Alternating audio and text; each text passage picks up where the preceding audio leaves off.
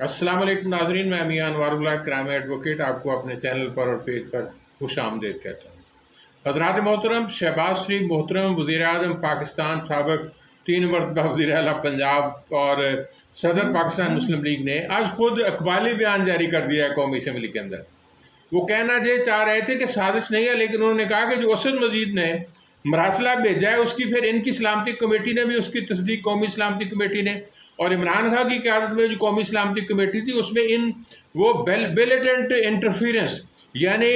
धमाका मेज़ जो मुदाखलत है उसका तो जिक्र है। यानी हुकूमत ने पहली मरतबा शहबाज शरीफ के ज़ुबान से ये लफ्ज़ अदा हुए हैं कि असद मजीद साहब ने यह बात कही है कि बड़ी खौफनाक किस्म की पाकिस्तानी मामलात के अंदर मुदाखलत हुई है। और हम आपको ये भी बताना चाहता हूँ कि पाकिस्तान मुस्लिम लीग ने कब अमेरिका की जो नई हुकूमत है उससे कब रब्ता की, यानी उनसे कब मदद मांगने की या चापलूसी करने की, खुशामद करने की, उनको अपने दायरा फ्रेम में लाने की कब कोशिश की, वो भी मैं थोड़ी देर बाद आपको बताता हूँ कि किन अनासर ने अमेरिका की जो नई बाइडन की इंतज़ामिया था उनको शाबाश किस अंदाज से कहा था। और अगली बात यह है कि हुकूमत का मौक़िफ़, मौजूदा हुकूमत का जो मौक़िफ़ है मरासले के बारे में, वो मौक़िफ़ तो फिर शहबाज शरीफ ने उसको ज़ाहिर कर दिया है। और फिर उसके बाद ये बात कही जा सकती फिर इमरान खान का क्या मौक़िफ़ था। इमरान खान का तो यही मौक़िफ़ था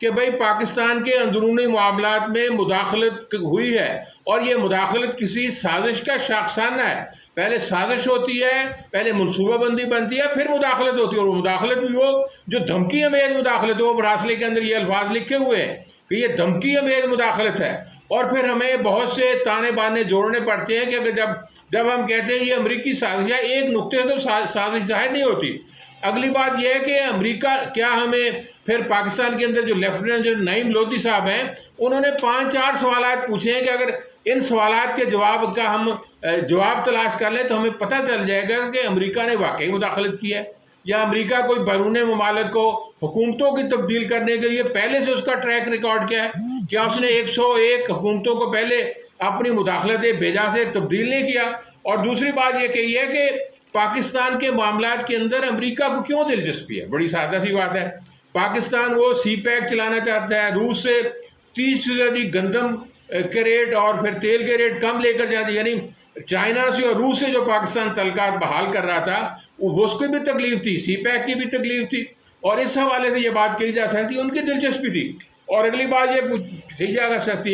पूछी जा सकती है सवाल के जवाब में जो कहते हैं कि ये अमरीकी साजिश या ये कोई ऐसा बैरूनी मुदाखलत नहीं हुई, कि उन्होंने ये क्यों लिखा है मरासले के अंदर अगर पाकिस्तान के अंदर अदम एतमाद की तहरीक कामयाब हो जाती है तो हम पाकिस्तान को माफ़ कर देंगे। यानी इन सवालों का जवाब अगर सीधा साधा आ जाए तो आपको समझ आ जाएगी कि किसकी मुदाखलत है और किसकी साजिश है। और ये बात भी जानने के काबिल है कि अमरीकी सफारतकारों ने गैर मामूली अंदाज से आम अरकान असम्बली से पहले कभी नहीं मुलाकात की राजा रियाज से और इन जैसे नूर आलम से और बाकी लोगों से। अब ये खसूसी तौर पर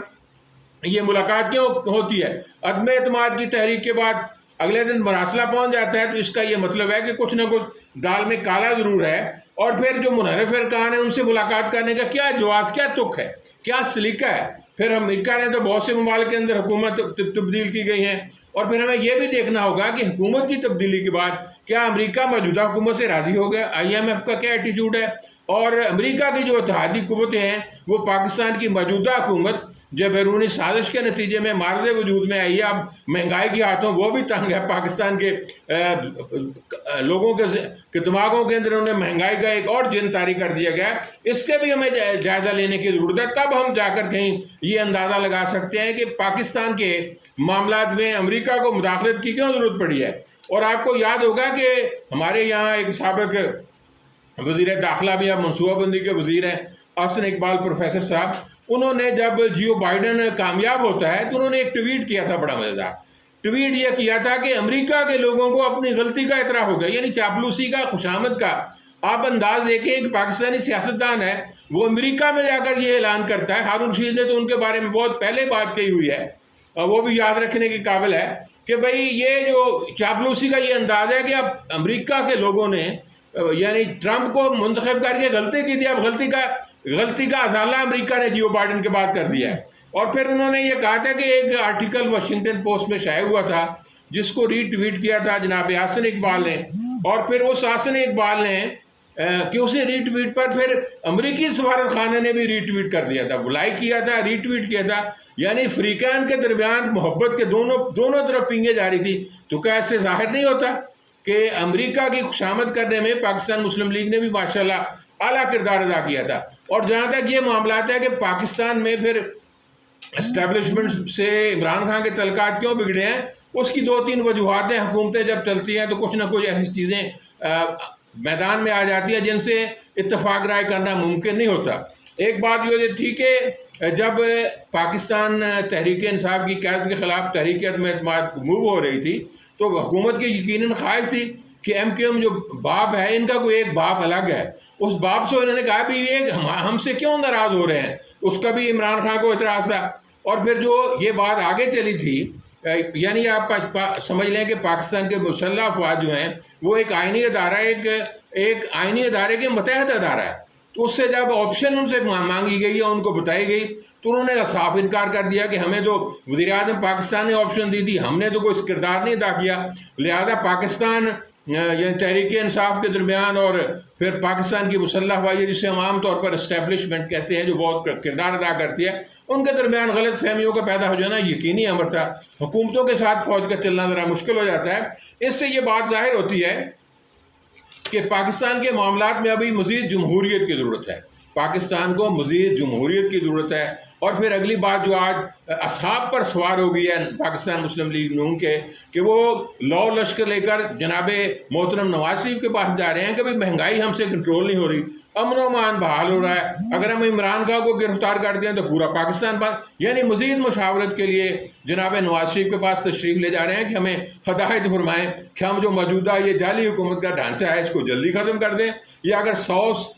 سال یا 1.25 سال پورا کرتے ہیں تو پھر مہنگائی کا جن تو ہم سے قابو نہیں ہو رہا ہے۔ پٹرول میں IMF کے ساتھ جو معاہدہ ہوا ہے، پٹرول تو مہنگا کرنا پڑے گا، بجلی بھی مہنگی کرنی پڑے گی، زرعی اجناس کا پوری دنیا کے اندر کال پیدا ہو رہا ہے وہ بھی مہنگی کرنی پڑے گی، یعنی ان کے ہاتھ پاؤں پھول چکے ہیں۔ اسٹیبلشمنٹ بھی مشکلات کا شکار ہے کہ ہم تبدیلی تو ہم مثبت چاہتے تھے، یہ وہی لوگ پرانے آ گئے ہیں جو 30-40 سال سے جنہوں نے پاکستان کے عوام کا خون چوسا ہوا ہے، یہ لوگ دوبارہ آ گئے ہیں جن کے مقدمات ابھی زیر سماعت ہیں نیب کی عدالتوں کے اندر، FIA کے اندر، وہ دوبارہ اقتدار میں آ گئے ہیں۔ تو ان سے کس طرح ملک سنبھالا جائے؟ نہ امن و امان کنٹرول ہوگا، نہ مہنگائی کنٹرول ہوگی، ڈالر بھی چھلانگے لگا رہا ہے، اسٹاک ایکسچینج کا پٹھا بیٹھ گیا ہے۔ تو موجودہ حکومت سے عوام الناس کو کوئی توقع نہیں ہے۔ پاکستان وہ بیانیہ جو عمران خان کا بیانیہ ہے امریکہ کے خلاف، عمران خان نے یہ کہا کہ ہم امریکہ سے دوستی چاہتے ہیں لیکن مساوی بنیاد پر چاہتے ہیں، ذلیل ہو کر دوستی نہیں چاہتے، کمی اور آقا کی دوستی نہیں چاہتے، ہم ایک آزاد قوم ہے، ہم آزاد خارجہ پالیسی رکھنے کے قائل ہیں اور اس کی طرف مائل تھے جو ہمیں نقصان اٹھانا پڑا ہے۔ تو اس طرح جو موجودہ حکومت بھی ترلے منتیں تو کر رہی ہے IMF کے، آپ دیکھتے ہیں کہ پاکستان کو جو مہنگائی کے حالات کو، پٹرول کی قیمتوں کو اور باقی اشیاء کی قیمتوں موجودہ حکومت کس طرح روکتی ہے، کس طرح پھر وہ محترم نواز شریف سے ہدایت لے کر حکومت کا جلدی خاتمہ کرنے پر آمادہ ہوتی ہیں یا پھر مزید مہنگائی کا بوجھ پاکستان کے عوام پر لاتی ہیں۔ واخر دعوانا الحمدللہ۔